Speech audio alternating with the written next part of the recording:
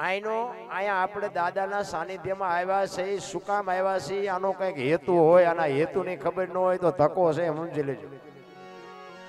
આની આપણને કંઈક ધર્મના નામની કંઈક ટેકની ખબર હોવી જોઈએ. તમારે અને મારે આ દાદાના સાનિધ્ય સુધી આવવું શું કામ પડે? કોઈને ટાઈમ નથી. અરે હું તો એમ કહું કે બાપુ આવા સમર્થ સંતનો જ્યારે બાપુ આ દુનિયામાં જન્મ થયો હોય અને એના ખોળામાં આપણને બેહવા મળે. અને બાપુ હું તો તમારા તો બરોબર છે કે સોલંકી પરિવારમાં જન્મા, એ તો બરોબર છે, પણ બાપુ હું ગર્વ અનુભવું છું જે સંતની જે ભૂમિ ઉપર જન્મ થયો એ ભૂમિ ઉપર બાપુ મારો ભાઈડાનો જન્મ થયો છે. હું કેટલો બાપુ પાવર વાળો, મારો કેટલા ભાઈ ગસેરા. ખમિયાણાની ધરતી ઉપર એક આવા સમર્થ પુરુષનો જન્મ થાય અને એ જ ધરતી ઉપર બાપુ એક ગરાસિયાના દીકરાનો જન્મ થાય.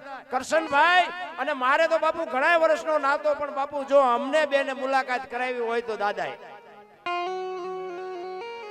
કરશનભાઈને કીધું હોય છે કે ઓલો એક મારા ગામનું દરબારનું છોકરું આખી દુનિયા ઓળખે છે, તું નથી ઓળખતો, એને બોલાય ને મારા પ્રોગ્રામમાં બાપુ આ કરશનભાઈ સાક્ષી. તમે વિચાર કરજો, આ દાદાના સાનિધ્યની વાત કરું. અને આજ મેં બપોરે દવા લીધી, આજ હું ગોટો વળીને હોઈ ગયો તો, બપોરે તાવ ચડી ગયો તો. મને કરશનભાઈ ફોન કર્યો, મેં ઉપાડ્યો જ નહોતો, મને ખબર જ નથી ફોન ક્યારે આવ્યો. પણ હું જાગ્યો ને મને એમ થયું કે દાદા મારે અહીંયા આવવાનું છે, અને હું નહીં આવું ને તો દુનિયા મારી કેવી વાતો કરશે. કાં તો કોક એમ કહે કે પૈસા બીજા જાજા મળ્યા છે એટલે વિયો ગયો છે, કાં કોક એમ કહે છે કે અભડાણો હશે તેમાં વિયો. આ હું સાંભળી નહીં શકું. મને આજ એક દિનો બાપુ પાવર આપ, પછી ભલે મને 2 દી હુરાવી રાખજે, કાંઈ ચિંતા નહીં. આ બાપુ દાદાનો પ્રતાપ. કહેવાનો મારો અર્થ એ છે કે તમારી અને મારી જે એકતા છે ને એ જ મોટી હોય. એક કાળમીણ પાણો હોય એની માથે તમે સીણી રાખો ને કાતે હાથોડાનો ઘા કરો અને કાળમીણ પાણો બાપુ ન તૂટે. પણ ઈ કાળમીણ પાણાને તમે અમુક વખત બાપુ મહેનત કરીને જેથી તિરાડ પાડશો ને, તેથી તિરાડ પડ્યા પછી બાપુ એમાં માટી ભરાય, અને માટી ભરાય ને પછી જે પાણો શીણાને નો હારતો હોય ને એમાં લાપડા મજા કરશે. એક લખી લેજો, તિરાડ પડે ને પછી લાપડા એમાં લોહી પીશે. એટલે કહું છું કુટુંબની એકતા રાખજો ને કે રાકા મજા કરીને વ્યા જાય. એકતાની મજા કઈક જુદી છે. એક કઠિયારો કુવાડા ટીપાવી નીકળ્યો ને જંગલમાં, જંગલના ઝાડવા રોવા મીડ્યા. એટલે મોટા ઝાડવાએ કીધું કે હું કામ રોવો છો? એ કે ઓલો કઠિયારો કુવાડા ટીપાવીને ગયો નહીં કે વેલો મોડો આપણને કાપી નાખશે. તેથી મોટા ઝાડવાએ બહુ સરસ જવાબ આપ્યો. એ કે કઠિયારાની તાકાત નથી અને કુવાડાની તાકાત નથી, પણ એ કે હાથા માલપા આપડા હશે. જોજો, હાથા નો બનો તો બાપુ દુનિયામાં તાકાત નથી કોઈ કાપી શકે. એમ તમારા ને મારા કુટુંબમાં જેથી વિખવા જાગે ને તેથી અંદર ઉતરીને જોજો, એકાદો હાથો આપણો હોય નકર કોઈની તાકાત નથી. પછી સમાજ ગમે એ હોય, મને કોઈ સમાજ હારે કાંઈ તકલીફ નથી. હું તો જાહેરમાં કહું છું, કોઈ સમાજ હારે, બાકી જીવતા હોય ની ભૂલ થાય નિભાવી લેવી પડે. 500 ના ભાવના ઘઉં લાવો ને એમાં કાંકરા આવે, 500 ના ભાવના જ હોય, ભેગા ન ખવાય, એને કાઢી નાખાય. આમાં ભૂલ આવે ને પડ્યું રવા દેવાય, લોહી ન પીવાય. કોઈ ખારી વાતું કરતું હોય. સમય જેવો છે રામ.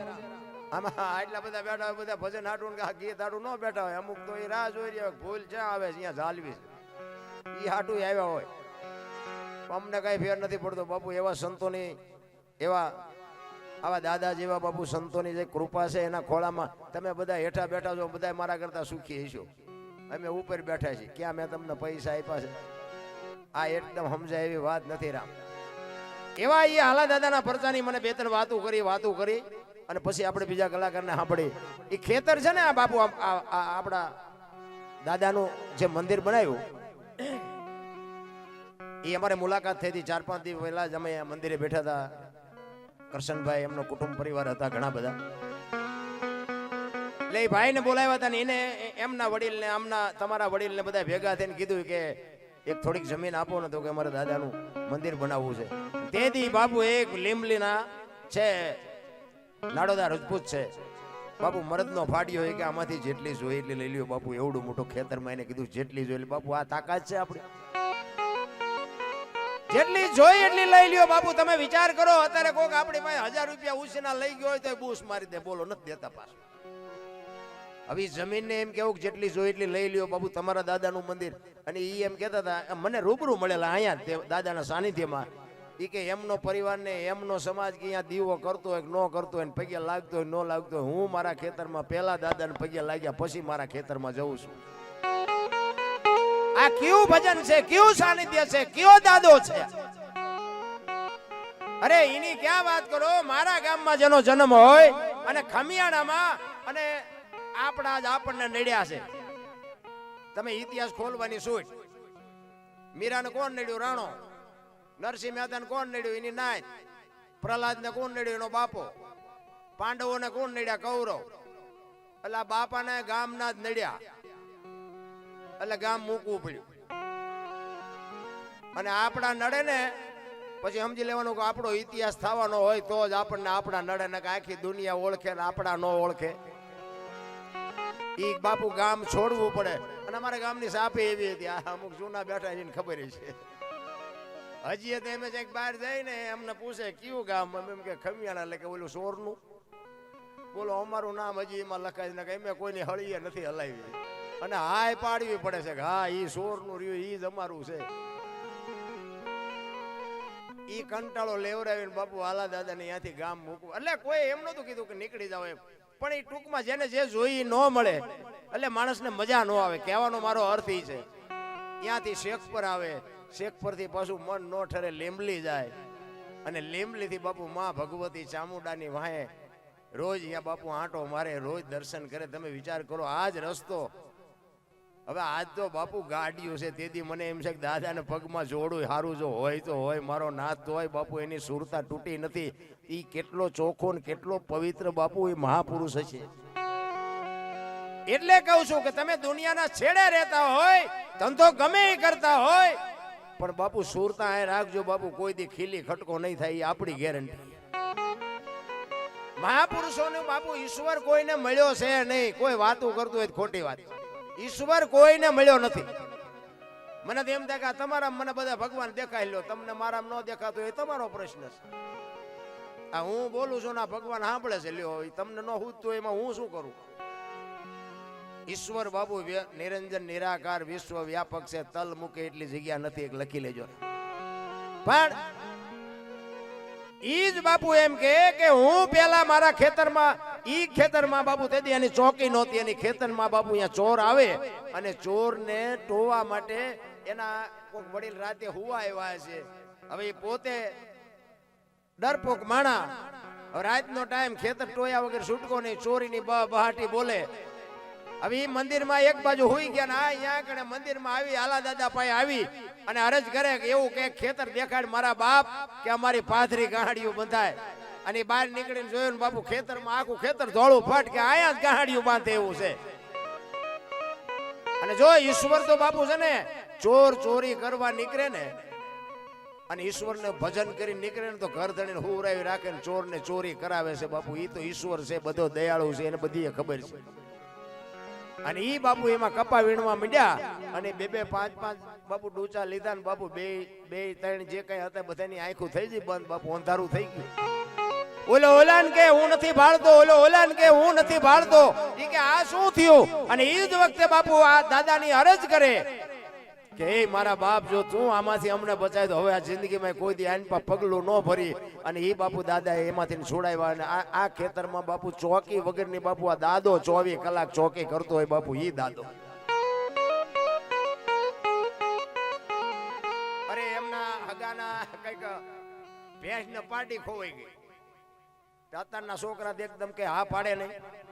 માવતરનો લોહી પીવો, તમે દાદા દાદા સોટ્યા છો 3 દીધી કે ભેંસ હોય છે, ભેંસ નો કોઈ તેમાં ભેંસું ગોટું હાથું દાદા થયા છે. તમે તમારી ભેંસું નો જાળવી શકો, દાદાનું લોહી પીવો. ઈ કે તમે દાદા દાદા કરો છો તો ભેંસ ને પાટી કેમ નથી ગોતી? કે પણ શાંતિ રાખ ને, ઈ તો ઈ ની ગોતી દે. કે હું 3 દી હવે હું જડે. અને ઈ ગોતવા નીકળે અને આ ખોલડિયાના બાપુ માર્ગે, ગુંદિયાળાના માર્ગે હાલ્યા જાય. ને એમાં એક બાપો 2-4 ગાયો 2-4 ડોબાન લઈને બાપુ નીકળે. એમાં આ જોઈ ગયા કે આ ભેંસ ને પાટી તો મારી છે. અને કીધું ઈ કે એ બાપા, ભેંસ ને પાટી તો મારી છે. કે મેં ક્યાં કીધું મારી છે? તમારી હોય તમે લઈ જાઓ.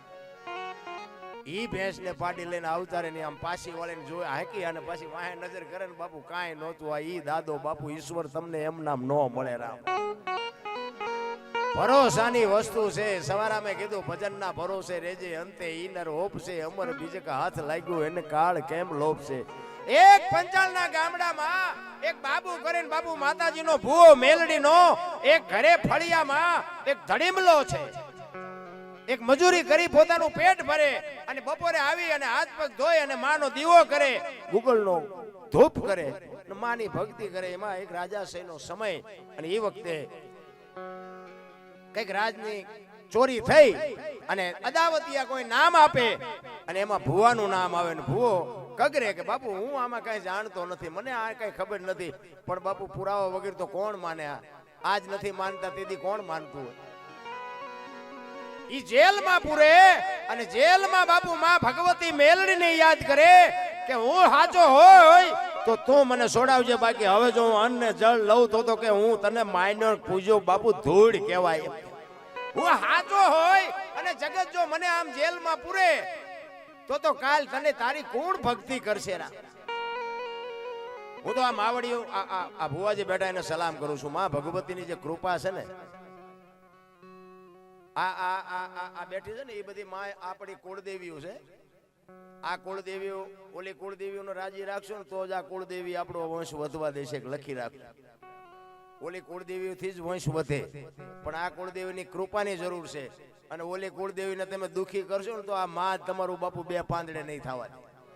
આ કુળદેવીઓ છે ને આ બેનો દીકરીઓ બેઠી છે એનેથી જ બાપુ કુળ વધે, પણ આ માની જરૂર પેલા પડે, એની કૃપા જોવે, બાકી કુળ વધે આપણી દેવીઓથી. એક દી એક રાત બીજો દી બીજી રાત થાય અને માં ભગવતીને એમ થાય કે ઓલો મારો ભૂવો પ્રાણ કાઢી નાખશે, બાકી ખાશે નહીં. રાતે હૂતો છે જેલમાં અને એમાં બાપુ માં મેલડી આવીને કીધું કે ભુવા જાગસ કે જાગવું જોઈ ને બાપુ, જાગવાનું જોઈ ને આમાં જાઉં હું એવું કે રહેવા દીધું છે હું ઈ કે હું હવારે તને નિર્દોષ ન છોડાવું તો એમ માનજે કે મેલડી આવી હતી. ઈ કે પણ છોડાવવા છોડાવજે, ન છોડાય કઈ નહીં કે પણ મને વસવા નથી. તો કે જેલમાં છોડ્યા પછી બહાર નીકળ અને ગા હામી મળે તોય ભુવા બોલતો નથી. ઈ કે પાણીનું બેડું ભરી અને એક દીકરી હાલી આવતી હોય તોય ભુવા કઈ બોલતા નથી. અને પછી કઈ ધાંગધ્રા બાપુના દરબારનો દીકરો ઈ કે મેળીએ સડતો હોય અને પસાડીને જો ડાબો પગ ભાંગું નહીં તો પછી કીધું કે માં બસ કર બસ કર બસ, મારે બીજું કઈ નથી સાંભળવું. અને હવારમાં બાપુ નિર્દોષ જાહેર કરે ને બહાર કાઢ્યો અને ગા હામી મળી, પાણીનું બેડું હામું મળ્યું.